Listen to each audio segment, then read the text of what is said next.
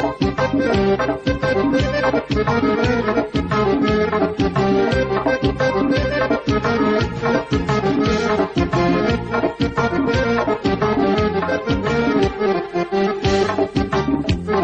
نکشد عبدالله چقدر بارگی ها. دیگه چیکار کنم؟ میگم اوستو جون یه کاری بکنید. من تو این امانتی قابلمه سغرا خانوم برم برسونم با آقا مصطفی، تو اینجا کارا رو انجام بده تا من برگردم. این چیه؟ این قابلمه. با منم میدونم قابلمه است، میگم توش چیه؟ توی این قابلمه میدونی سغرا خانوم اینو داده که ببرم بدم با آقا مصطفی. بله ناهاره. بله. خب عبدالله جان این ناهاره چی هست؟ و اما ناهاره چی هست؟ خوراک بره. چی؟ بله خوراک بره. خوراک بره؟ بله. وای خدای من.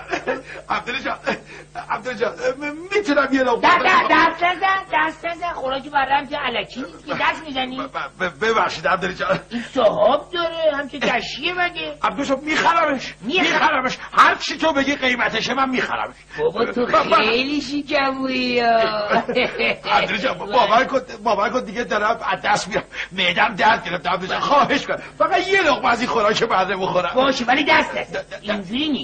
این گفتم امانت دست من همطوری هم نمیشه کنم. بابا جان من پولشو میدم، هر چقدر پولشو میدم. بابا جان بیا این پولا مال تو. پولت بکشون و پولشو میدم. این پولی نیست که قربونه شکلت برم، ولی یه راهی داره. راهش چیه؟ هر راهی رو تو بگی من قبول میکنم. در و جان فدای شکر. عبدالله جان خواهش میکنم. بابا من دیگه ایست معده‌ای پیدا میکنم. میمیرم اینجا میافتم دست تو. همه میگن تو منو کشتی ها. خیلی خوب اگه میخوای خوراک بره بخوری یه راه داره که مثل میگه. خب بگو راهش اینه که شما باید بگی چی؟ اینجوری نمیشه نگم. بالا دنبال کاره. اصلا منو ببین میخوام به این خوراک بره بدم. خیلی خوب عبدالله جان باشه بفرمایید. نه آهنگش کمه. اینجوری قشنگ اینجوری باشه. چشم بفرمایید.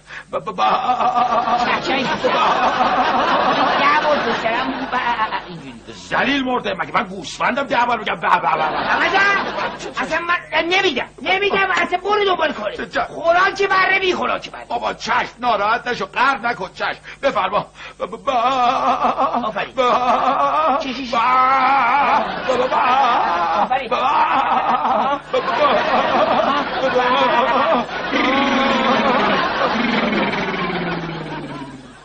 زهر ما چیه؟ این که پوست هندونه است.